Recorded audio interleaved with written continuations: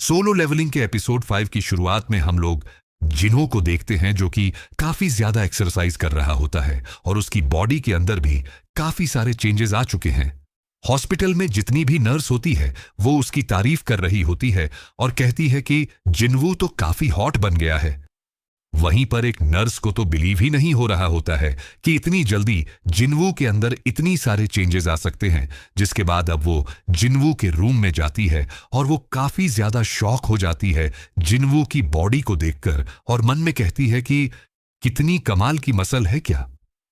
हमेशा से इसकी बॉडी ऐसी थी। वहीं पर जिन्वू अब अपनी शर्ट पहन लेता है और वो उससे पूछता है कि तुम्हें क्या चाहिए, जिस पर वो कहती है कि तुम आज डिस्चार्ज हो रहे हो, तुम्हें कैसा लग रहा है। तो जिन्वू कहता है काफी अच्छा लग रहा है।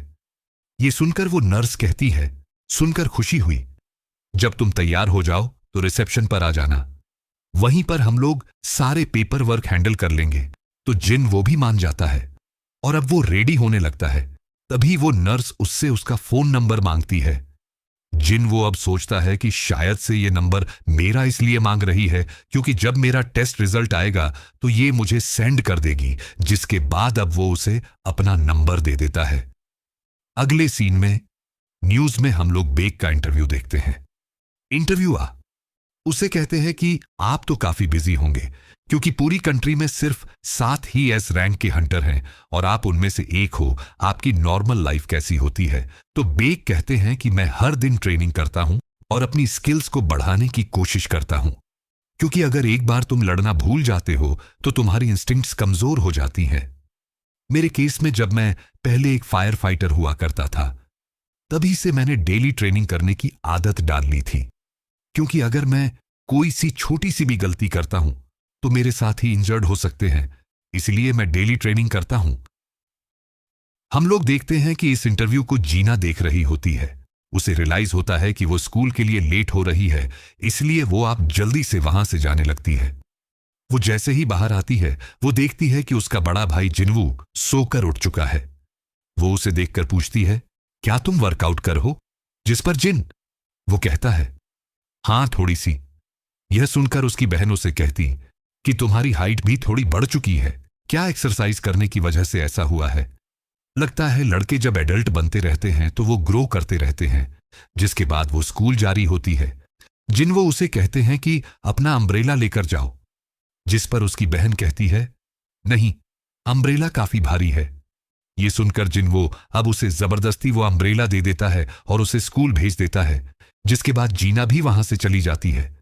जिसके बाद जिन्वू वापस से होल रूम में आता है। वो कहने लगता है कि आज की रनिंग मैं बाद में कर लूंगा, मेरी मसल भी बढ़ गई है, क्या ये सब मेरी स्टेट की वजह से हुई है। अगर ऐसे में लेवल अप करता रहा तो लगता है कि मैं एक बॉडी बिल्डर बन जाऊंगा। वो अब कहते हैं कि उसे जो पहले पॉइंट्स मिले थे उसे उसने अभी तक यूज नहीं किया है। वो सोच रहा होता है कि इन्हें वो कहां यूज करें। थोड़ा सोचने के बाद वो डिसाइड करते हैं कि वो अपनी एजिल को बढ़ाएगा, क्योंकि अगर वही ज्यादा नहीं होगी तो उसके अटैक हिट नहीं होंगे। वो थोड़ा और भी सोचते और डिसाइड करते हैं कि वो अपनी एजिल को बढ़ाएगा और वो ऐसा ही करता है। तभी उसे कॉल आता है। वो बंदा जिन्वू से कहता है कि अभी तुमने इस महीने का रेंट पे नहीं किया है। ये सुनकर जिन्वू उससे माफी मांगता है और कहता है माफ करना, मैं हॉस्पिटल में था। तो बंदा उसे कहते हैं कि अगर तुम्हें जरूरत है तो रेंट तुम बाद में दे देना। तो जिन वो कहते हैं नहीं नहीं, मैं रेंट तुम्हें अभी ही दे दूं। तब वो बंदा कहता है ठीक है। जिम अब कहने लगता है कि मुझे नहीं पता है कि जो चीज मैं एक्सपीरियंस कर रहा हूं वो रीअवेकनिंग है या नहीं, लेकिन अभी मैं गोबस को काफी आराम से मार पाता हूं, जिससे रेंट को पे करना भी इजी हो गया है। लेकिन फिर भी ये इतना भी इजी नहीं है। अच्छा खासा पैसा कमाने के लिए मुझे हाई रैंक के गेट के अंदर जाना होगा, लेकिन मैं एक ई रैंक का हंटर हूं तो मुझे कोई उन गेट के अंदर जाने नहीं देगा। क्या मुझे रिपेस्ट करना चाहिए अपने आप को, क्योंकि अगर मेरी हायर रैंक हो गई होगी तो मैं अच्छे गेट के अंदर जा पाऊंगा और अगर मुझ पर और अटेंशन आएगी तो मैं और पैसा कमा पाऊंगा, लेकिन मैं काफी स्टैंड आउट करूंगा। नॉन, क्योंकि रिया अवेकनिंग काफी ज्यादा रेयर होती है, क्योंकि मैंने कभी ऐसा नहीं सुना है कि एक हंटर लेवल अप करके और ज्यादा स्ट्रांग बन सकता है। इससे लोगों को मुझ पर और ज्यादा शक होगा। तो जब तक मैं अपने आप को अच्छे से डिफाइन नहीं कर पाता हूं और पता नहीं लगा पाता हूं कि आखिर ये पावर क्या है, तब तक मुझे अपने आप को रीअप्रेस नहीं करवाना चाहिए। जिसके बाद अब उसे एक जॉब की नोटिफिकेशन आती है। वह वहां पर पहुंचता है। वो दौड़कर यहां पर पहुंचता है तो उसकी जितनी भी क्वेस्ट होती है, जैसे कि 10 किलोमीटर रनिंग, वो भी पूरी हो जाती है और उसे रिवॉर्ड भी मिलते हैं। तभी वहां पर उसके सामने काफी सारे हंटर्स आ जाते हैं। उनका लीडर होता है वांग, जो कि जाकर जिन्वू से हाथ मिलाता है। तो ये बाकी सभी लोग कहने लगते हैं कि हम इस जिन्वू को जानते हैं, ये काफी ज्यादा फेमस है। लोग इसे मैनकाइंड का सबसे कमजोर हंटर बुलाते हैं। वो लोग अब जिन्वू का मजाक उड़ा रहे होते हैं। इसलिए हुआंग अब जिन्वू से माफी मांगते हैं उसके साथियों के लिए। तो जिन्वू कहते हैं कोई बात नहीं, मुझे क्या काम करना है। वैसे तो वो कहता है कि तुम्हें कुछ कोटा पूरे करने हैं। हम लोग सी रैंक के एक अंजर में जाएंगे, जिसमें कम से कम हम लोग को 8 लोगों की जरूरत पड़ेगी एंटर करने के लिए, जिसमें आधे मेंबर सी रैंक की होने चाहिए। तुम्हें अंदर जाकर लड़ाई नहीं करनी है, इसलिए हम लोग तुम्हें कोई भी जो भी लूट मिलेगा वो नहीं देंगे, लेकिन हमारे साथ आने के लिए हम लोग तुम्हें लाख रुपए देंगे। ये सुनकर जिन वो अब उन लोगों को अच्छे से चेक करता है तो उसे पता चलता है कि उनके ग्रुप के अंदर 4 सी रैंक के हैं और 2 सब डी रैंक के हैं। जिन वो अब उस लीडर से कहते हैं, ठीक है, वैसे मुझे करना क्या है। तो वह कहते हैं कि तुम्हें हमारा सामान उठाना है। सामान सारा बैग के अंदर है। उस बैग के अंदर खाने पीने का सामान है और साथ में एक्स्ट्रा कपड़े भी और गेट्स भी। तो जिन वो कहते हैं, ठीक है, लेकिन क्या वैसे हम लोग अंदर बिना हीलर के जाने वाले हैं। तो आ कहते हैं कि तुम्हें तो पता ही होगा कि हम जैसी इंडिपेंडेंट पार्टीज को हीलर रिटेन करना थोड़ा सा मुश्किल है। हम अपनी सारी रेड हीलर के बिना ही करते हैं, तो चिंता मत करो। ये सुनकर जिन्वू सोचता है कि ये तो एक ऐसी स्क्वाड है जिसके अंदर टैंक है और डैमेज डीलर। ये तो काफी क्रेजी स्क्वाड है। हमारे साथ हीलर ना होना थोड़ा सा मुझे अजीब लग रहा है। हुआ कब जिन्वू से कहते हैं कि कॉन्ट्रैक्ट साइन कर दो। अगर डंजों के अंदर तुम्हें कुछ हो गया तो हमारी रिस्पॉन्सिबिलिटी नहीं होगी। तो जिन्वू भी उस कॉन्ट्रैक्ट को साइन कर देता है।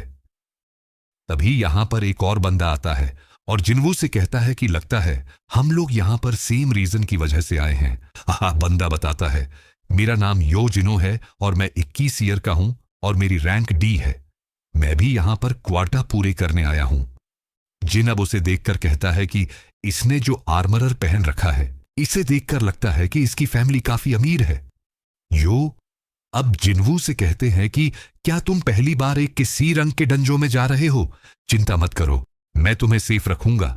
ये सुनकर जिन्वो अब उसे एक स्मक देता है, जिसके बाद वो सभी लोग अब तैयार हो जाते हैं डंजों में जाने के लिए। यो जिन्वू से कहता है कि तुम्हारा सामान थोड़ा भारी लग रहा है, क्या तुम ठीक हो। तो जिन्वू कहता है, नहीं, कोई दिक्कत नहीं है। शुक्रिया पूछने के लिए ये सुनकर यो से कहते हैं कि मैं तुमसे यंग हूं, तुम्हें इतना पोलाइट होने की जरूरत नहीं है। तो जिन्वू भी कहते हैं, ठीक है। अगले सीन में हम लोग देखते हैं वो लोग उस गेट के पास पहुंच जाते हैं और देखते हैं कि वो जो गेट है वो काफी ज्यादा बड़ा है। वो लोग कहने लगते हैं कि क्या सही में ये एक सी रंग का डंजों है। तो वह कहते हैं कि एसोसिएशन ने 2 बार चेक किया है, ये सी रंग गई है। वहीं पर यो कहते हैं कि ये गेट तो काफी बड़ा है, क्या हम लोग ठीक रहेंगे। तो जिन वो कहते हैं कि गेट का साइज इतना मैटर नहीं करता है, गेट में से जितनी लेवल की मैजिक पावर निकल रही है उससे फर्क पड़ता है। एसोसिएशन यही मैसे करती है जब वो किसी गेट को रैंक देती है, तब कोई भी गेट जो कि डेंजरस होता है, जैसे कि बी रैंक का या फिर उससे हाई रैंक का, तो उसे कोई बड़ी गिड हैंडल करती है। सी रैंक के गेट या फिर उससे नीचे वाले गेट इतने ज्यादा बुरे नहीं होते हैं। ये सुनकर यॉस से कहते कि तुम्हें तो काफी कुछ पता है। जिस पर जिन्वू कहता है कि मैं काफी समय से हंटर हूं, तो मुझे ये सब के बारे में पता है। जिन्वू अब अपने मन में कहते हैं कि पहले मैंने कभी एक सी रैंक के डंजों को टैगल नहीं किया है। जिसके बाद वो सभी लोग अब उस गेट के अंदर आ जाते हैं। एक हंटर अपने मैजिक का यूज करके वहां पर थोड़ी सी रोशनी कर देता है। हुआंग कहने लगता है कि ये कैसी जगह है यहां पर तो कोई भी मैजिक बीस्ट नहीं है और कोई लाइट भी नहीं है। ज्यादातर डंजों तो ग्लोस्टोन से भरे होते हैं। वहीं जिन्वू कहने लगता है कि ये डंजों तो मुझे वो स्टैचू वाले डंजों की याद दिला रहा है। वहीं यो से पूछता है कि ग्लोस्टोन क्या होते हैं, जिस पर जिन्वू बताता है कि वो रॉक होते हैं जो कि ऐसी ही केव जैसी डंजों में दिखते हैं। उनमें से थोड़ी रोशनी भी निकलती है। वो वॉल और फ्लोर को कवर कर लेते हैं जिससे कि डंजों के अंदर थोड़ी रोशनी रहती है। ये सुनक यो कहता है कि मैजिकल बीस्ट से हम लोग को एसेंस स्टोन मिलते हैं और डंजों से हम लोग मान स्टोन्स को माइन कर सकते हैं। और ग्लो स्टोन जो कि केव को लाइट अप करते हैं, काफी कंफ्यूजिंग लग रहा है।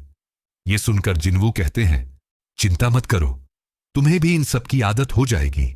जिसके बाद वो लोग अब अंदर आते हैं और देखते हैं कि वहां तो कुछ भी नहीं होता है। ये देखकर ये अब जिन्वू से कहते हैं कि क्या ऐसे भी नंजन होते हैं जिनके अंदर मैजिकल बीस्ट नहीं होते हैं। तभी जिन्वू उसे चुप कराता है और वो सुनने लगता है। वो मन में कहते हैं कि मोस्ट यहीं पर है, लेकिन उन्होंने अभी तक अपने आप को दिखाया नहीं है। मस्टर्स के बारे में बाकी सभी लोगों को यह पता चल जाता है और वो लोग भी रेडी हो जाते हैं। वहीं जीन वो थोड़ा सोचता है और सभी को बताता है कि यहां पर इंसेक्ट मनस्टर है।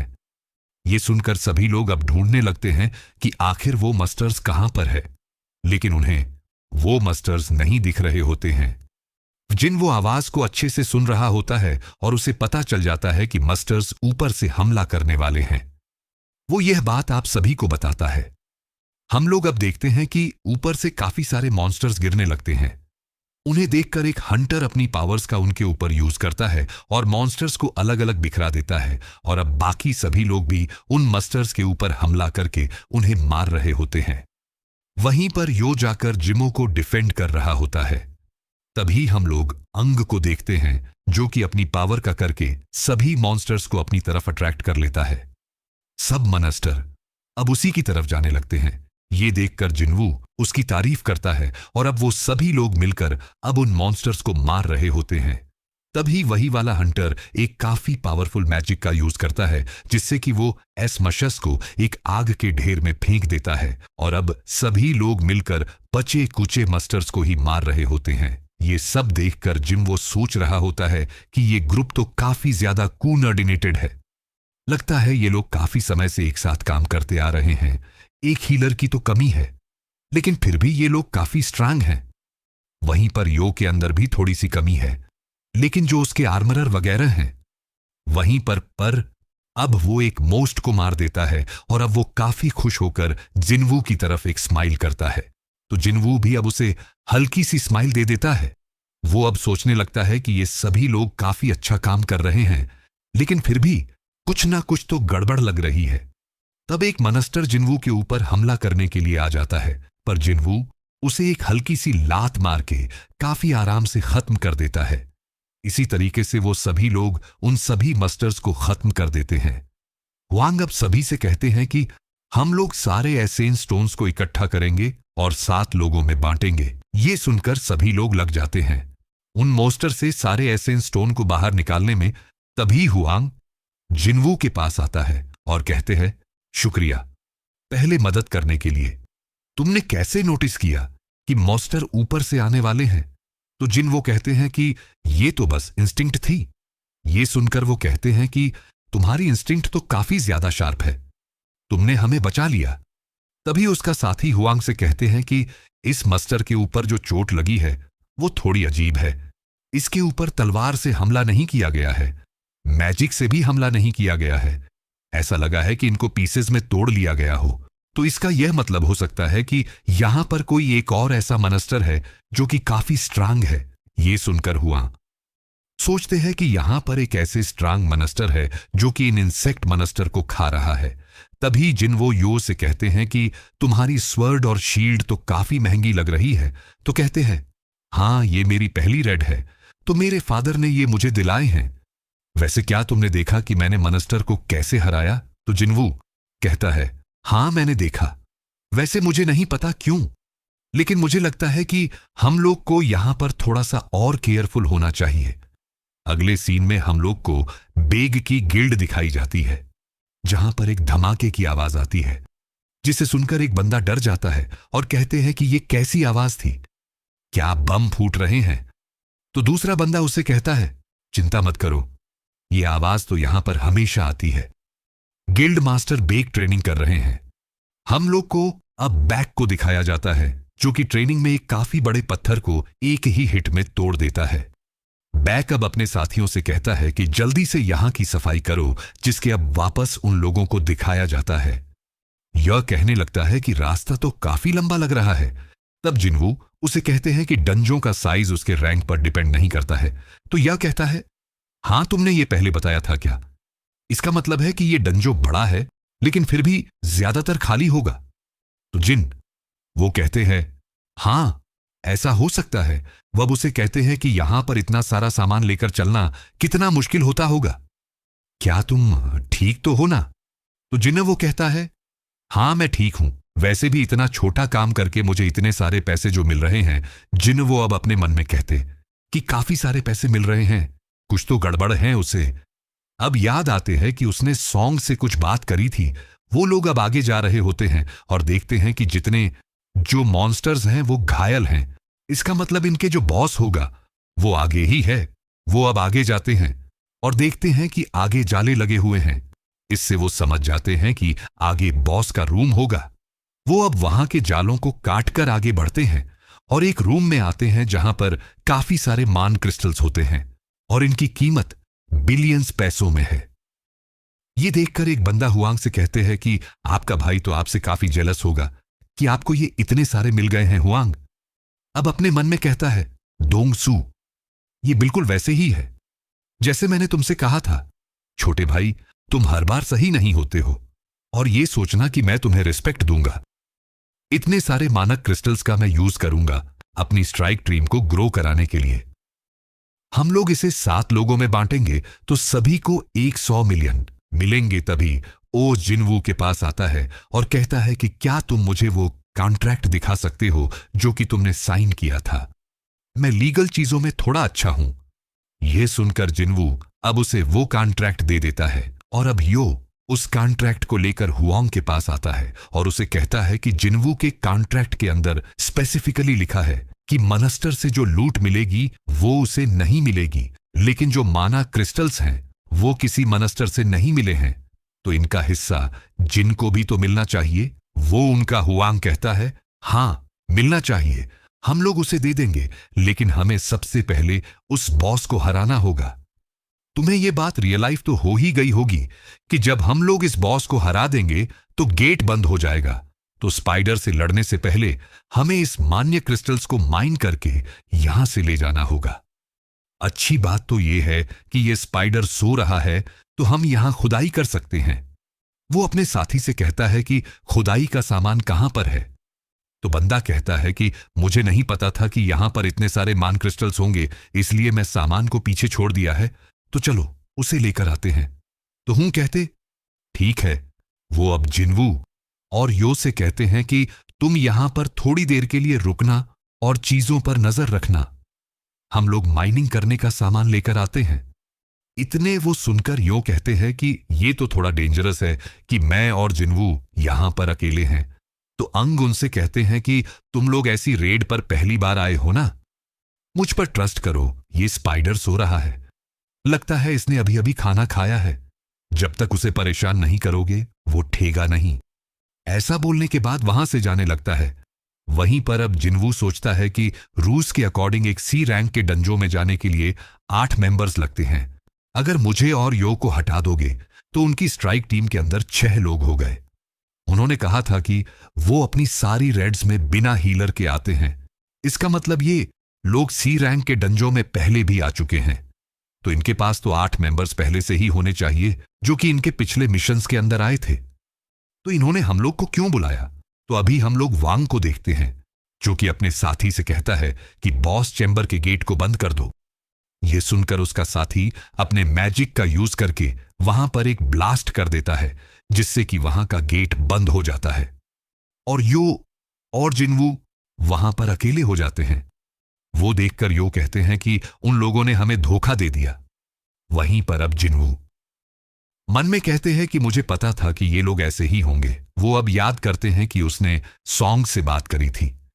सोंग ने उसे कहा था कि ऐसे काम में तुम काफी बुरे लोगों से मिलोगे, ये काम डेंजरस होता है, तो एक्सीडेंट हमेशा होती रहती है। इन एक्सीडेंट पर ज्यादा लोग गौर नहीं करते हैं। कुछ लोग क्राइम करते हैं और दुनिया को पता ही नहीं चलता है कि उन लोगों ने क्या क्राइम किया है। ऐसा इसलिए क्योंकि डंजों के अंदर सीसीटीवी कैमरे थोड़ी होते हैं, और अगर कोई भी जिंदा विटनेस नहीं होंगे तो कोई भी एविडेंस नहीं होंगे। कभी कभार वो बुरे लोग कमजोर लोगों का यूज करते हैं, उन्हें दुश्मनों का चारा बना देते हैं और उन्हें अडन कर देते हैं। वहीं पर अब यह कहने लगते हैं कि कुछ मान क्रिस्टल्स के लिए ये लोग हमें मारना चाह रहे हैं। मुझे कॉन्ट्रैक्ट के बारे में कुछ बोलना नहीं चाहिए था। हम लोग फंस गए। वो सुनकर जिन्वू कहते हैं, नहीं, अगर हम लोग वैसे भी कॉन्ट्रैक्ट की बात नहीं करते, वो लोग हमें मारने के लिए पहले से ही तैयार थे। बस हमें एक गलती करनी थी। तभी हम लोग देखते हैं काफी सारी आवाज की वजह से वो स्पाइडर उड़ जाता है और नीचे आने लगता है। ये देखकर यो जिन्वू से कहता है, मेरे पीछे आ जाओ, मैं तुम्हें बचा लूंगा। वहीं पर अब जिन्वू सोचते हैं कि हम लोग यहां से पहले बाहर निकल जाते हैं। अगर हमें जरूरत है तो हुआंग के साथ ही यही सोच रहे होंगे। वो स्पाइडर उनके सामने आ जाती है। जिनको कहने लगता है कि ये स्पाइडर सी रैंक का बॉस है और मैं एक ई रैंक का हंटर हूं। ये मास्टर एक अलग ही लेवल पर है, लेकिन इतना ही बुरा नहीं है जितना वो स्टैचू वाले टेंपल में मेरे साथ हुआ था। जिन्वू अब बैग को नीचे फेंक देता है और यो से कहता है, हिलना मत, इस मनस्टर से मैं लड़ूंगा। ये सुनकर यो शॉक हो जाता है। तभी जिन्वू अब अपनी तलवार बाहर निकाल लेता है और काफी कॉन्फिडेंटली कहता है कि मैं इस मनस्टर को हरा दूंगा, और अब यहीं पर हो जाता है। ये एपिसोड खत्म। पसंद आया तो लाइक कर देना, चैनल पर नया हो तो सब्सक्राइब कर देना। मिलते हैं अगले एपिसोड में, तब तक के लिए